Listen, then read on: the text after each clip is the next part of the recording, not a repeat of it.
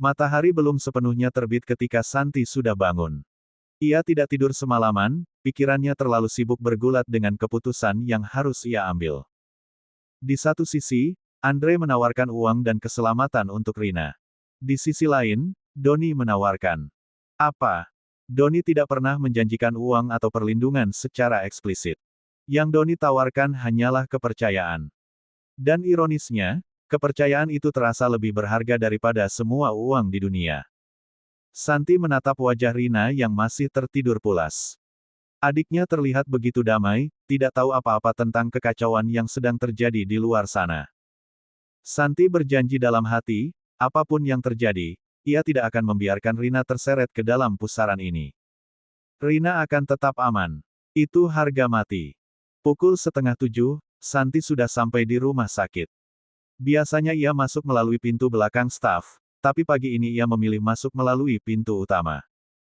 Ia butuh udara segar dan berjalan kaki sedikit lebih lama untuk menenangkan pikirannya. Lobi rumah sakit masih sepi. Beberapa pasien rawat jalan sudah mulai berdatangan, tapi belum ramai. Santi melangkah menuju lift khusus paviliun Melati, lift yang hanya bisa diakses dengan kartu akses khusus.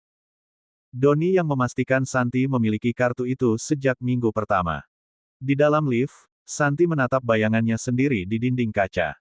Wajahnya pucat, mata sembab, bibir kering. Ia terlihat seperti mayat hidup. Tapi ia tersenyum pada bayangannya sendiri, senyum tipis yang penuh tekad. "Kamu bisa, Santi," bisiknya. "Kamu kuat." Pintu lift terbuka. Koridor paviliun Melati sunyi, hanya terdengar suara AC yang berdengung pelan.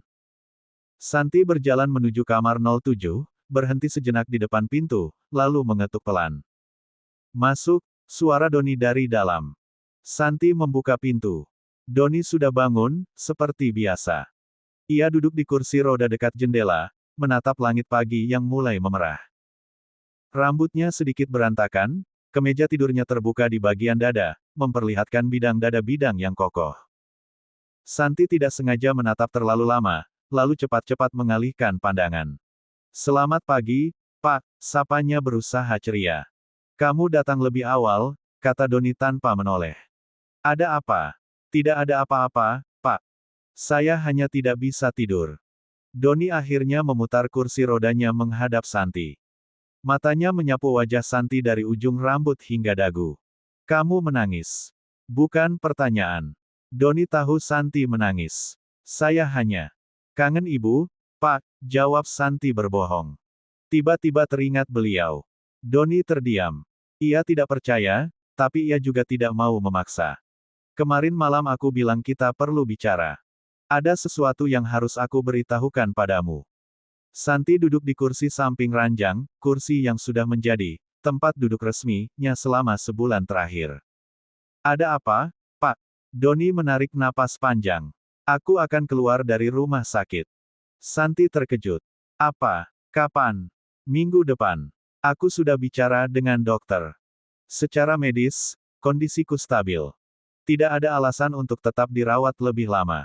Aku akan pindah ke rumah pribadiku dan melanjutkan terapi di sana. Tapi, Pak, rencana Bapak. Bukti-bukti. Semuanya sudah hampir lengkap. Aku hanya butuh 1 atau 2 minggu lagi untuk mengamankan bukti terakhir. Setelah itu, aku akan melaporkan Andre ke polisi." Doni menatap Santi dengan sorot serius. "Tapi ada satu masalah." "Apa, Pak?" "Aku tidak bisa melakukannya tanpa kamu." Santi mengerjap. "Maksud Bapak, aku ingin kamu ikut denganku ke rumahku. Menjadi perawat pribadiku di sana. Aku akan membayarmu 3 kali lipat dari gajimu sekarang, plus akomodasi dan transportasi. Dan yang terpenting, aku akan memindahkan Rina ke rumah sakit ini dengan biaya penuh ditanggung olehku." Santi terdiam. Tawaran Doni sangat mirip dengan tawaran Andre, uang, perlindungan, keselamatan Rina. Tapi ada satu perbedaan mendasar, Doni tidak memintanya mengkhianati siapapun. Doni hanya memintanya tetap menjadi perawatnya. "Pak, saya tidak tahu harus berkata apa," jawab Santi jujur.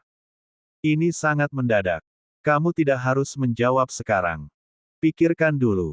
Tapi ingat, jika kamu ikut denganku, kamu akan masuk ke dalam sarang laba-laba." Andre akan semakin curiga dan mungkin akan melakukan sesuatu yang ekstrim. Aku tidak bisa menjamin keselamatanmu 100%. Lalu kenapa Bapak tetap meminta saya ikut? Karena aku butuh kamu. Bukan hanya sebagai perawat, tapi sebagai seseorang yang bisa aku percaya. Satu-satunya orang. Santi menunduk. Jantungnya berdebar begitu keras hingga ia yakin Doni bisa mendengarnya. Kata-kata Doni terasa seperti belati, menusuk tapi juga menghangatkan. Saya akan pikirkan, Pak, bisiknya. Tanda hubung tanda hubung tanda hubung. Sepanjang hari itu, Santi tidak bisa berkonsentrasi. Ia melakukan semua tugasnya secara mekanis, cek tensi, ganti perban, bantu makan, catat perkembangan. Tapi pikirannya jauh melayang, membandingkan dua tawaran yang ia terima dalam waktu kurang dari 24 jam. Andre menawarkan uang dan keselamatan dengan syarat ia menjadi pengkhianat. Doni menawarkan uang dan keselamatan tanpa syarat, tapi dengan risiko yang jauh lebih besar. Pilihan mana yang lebih baik? Sore harinya, ketika Santi sedang bersiap pulang, ponselnya berdering. Maya. Halo, Mbak Maya. Kau sudah memutuskan, Santi. Suara Maya terdengar tegang. Belum, Mbak. Saya masih bingung. Aku mengerti. Tapi kau harus cepat memutuskan. Andre mulai bergerak. Aku dengar dia sudah menyuruh orang-orangnya untuk mengawasi rumahmu. Santi merinding. Apa? Iya. Dia serius, Santi. Dia tidak akan ragu menyakiti Rina jika kau tidak menurut. Lalu apa yang harus saya lakukan? Diam-diam pindahkan Rina ke tempat aman. Aku sudah menyiapkan sebuah apartemen di daerah Cibubur. Tidak ada yang tahu tempat itu, bahkan Andre. Bawa Rina ke sana malam ini juga. Tapi bagaimana dengan pekerjaan saya? Bilang pada Doni bahwa Rina sedang dirawat di rumah sakit sehingga kau harus tinggal di sana. Doni akan percaya. Tapi jangan bilang yang sebenarnya, jangan bilang tentang ancaman Andre. Doni akan panik dan melakukan sesuatu yang bodoh. Santi menghela napas. Baik, Mbak. Saya akan lakukan. Bagus. Aku akan mengirim alamatnya. Hati-hati, Santi. Panggilan terputus. Beberapa detik kemudian, sebuah pesan masuk berisi alamat apartemen di Cibubur. Santi menyalin alamat itu ke dalam catatan ponselnya, lalu menghapus pesan aslinya agar tidak meninggalkan jejak. Ia bergegas pulang. Sesampainya di kontrakan, Rina sedang duduk di kursi roda kecil, hadiah dari donatur yayasan beberapa bulan lalu. Wajahnya masih pucat, tapi matanya bersinar begitu melihat Santi. Kak, pulang. Serunya ceria. Rin, kita pindah rumah malam ini, kata Santi tanpa basa-basi. Rina mengerjap. Pindah. Kemana? Ke tempat yang lebih aman. Jangan banyak tanya, iya. Kakak akan jelaskan nanti. Santi mulai mengemasi barang-barang penting, dokumen, obat-obatan Rina, pakaian secukupnya. Tidak banyak yang bisa dibawa.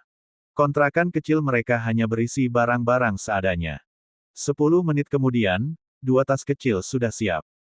Tante Yuni, saya dan Rina pindah sementara, kata Santi pada tetangganya yang sedang mencuci piring. Titip kontrakan ini, ya, Tante. Tante Yuni terkejut. Pindah. Tiba-tiba sekali. Ada apa, San? Ada. Urusan keluarga, Tante. Mohon doanya. Santi tidak mau menjelaskan lebih lanjut. Ia takut Tante Yuni akan ikut terseret ke dalam masalah ini. Lebih baik orang-orang di sekitarnya tidak tahu apa-apa. Malam itu, Santi dan Rina naik taksi menuju apartemen di Cibubur. Perjalanan memakan waktu hampir 2 jam karena macet. Rina tertidur di pangkuan Santi sepanjang jalan, tidak tahu bahwa mereka sedang melarikan diri dari bayang-bayang ancaman. Apartemen itu ternyata cukup nyaman. 2 kamar tidur, ruang tamu kecil, dapur mungil, dan kamar mandi bersih. Maya sudah menyiapkan persediaan makanan dan beberapa perabot dasar. Santi membaringkan Rina di kasur kamar tidur utama. Adiknya masih tertidur lelap, napasnya teratur dan tenang. Santi mencium kening Rina dan berbisik, kakak janji, Rin. Tidak ada yang akan menyakitimu. Ia keluar dari kamar dan duduk di ruang tamu. Ponselnya bergetar. Pesan dari Doni, kamu sudah memikirkan tawaranku. Santi menatap layar ponselnya lama. Jarinya bergetar ketika mengetik balasan, saya sudah memutuskan, Pak. Saya akan ikut dengan Bapak. Balasan Doni datang hampir seketika, terima kasih, Santi. Aku tidak akan mengecewakanmu. Santi mematikan ponsel dan menutup matanya. Ia baru saja mengambil keputusan yang bisa mengubah hidupnya selamanya. Apakah itu keputusan yang benar? Ia tidak tahu. Tapi ia tahu satu hal, ia lebih percaya pada Doni daripada pada Andre. Dan untuk saat ini, itu sudah cukup. Tanda hubung tanda hubung tanda hubung. Keesokan paginya, Santi kembali ke rumah sakit dengan langkah lebih ringan. Ia sudah memindahkan Rina ke tempat aman, sudah memutuskan untuk bergabung dengan Doni, dan sudah siap menghadapi apapun yang akan terjadi. Tapi ketika ia memasuki paviliun melati, suasana berbeda. Beberapa perawat terlihat berbisik-bisik di koridor. Wajah mereka tegang. Ada apa, Mbak? Tanya Santi pada salah satu perawat senior. Pak Doni. Ada yang datang tadi malam, bisik perawat itu. Polisi.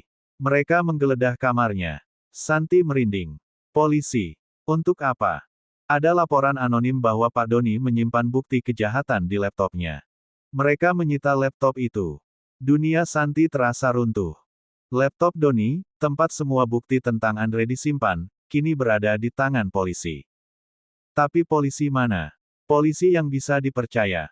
Atau polisi yang sudah dibayar Andre? Santi berlari menuju kamar 07. Pintu terbuka.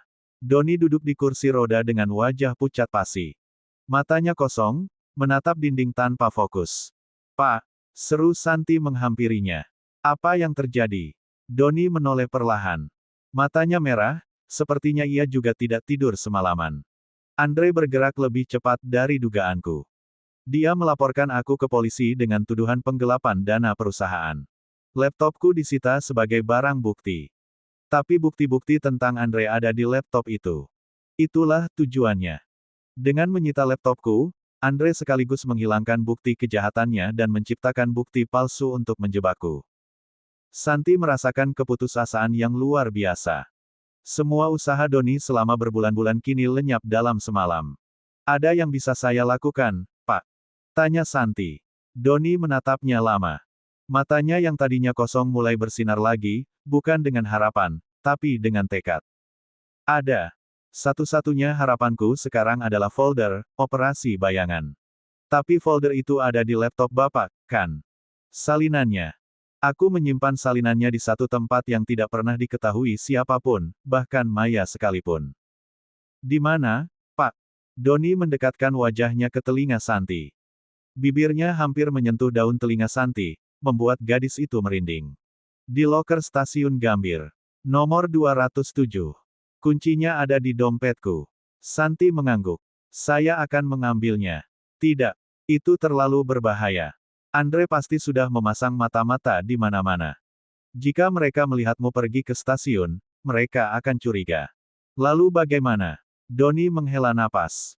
Kita harus pintar. Aku punya rencana. Tapi aku butuh kamu untuk melakukan sesuatu yang gila. Apapun, Pak. Doni menatap mata Santi. Di matanya yang jernih itu, ia melihat keberanian yang tidak ia temukan pada siapapun. Kamu yakin? Saya yakin. Baik. Dengarkan baik-baik. Doni mulai berbisik menjelaskan rencananya.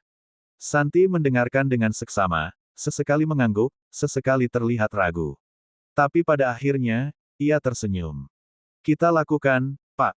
Doni mengangkat tangannya dan, untuk pertama kalinya, mengusap lembut pipi Santi. Aku tidak pantas mendapatkan perawat sepertimu. Santi merasakan sentuhan itu seperti listrik yang menyambar sekujur tubuhnya. Bapak pantas mendapatkan lebih dari itu, Pak. Mereka berdua terdiam, saling menatap. Di ruangan yang sunyi itu, di tengah kekacauan yang sedang terjadi, ada sesuatu yang tumbuh di antara mereka. Sesuatu yang tidak bisa dijelaskan dengan kata-kata. Sesuatu yang mungkin disebut cinta. Tapi tidak ada waktu untuk merayakan perasaan itu. Badai masih di depan mata. Dan mereka harus bertahan, bersama atau hancur bersama. Tanda hubung tanda hubung tanda hubung. Bersambung ke bab 9, misi dalam bahaya.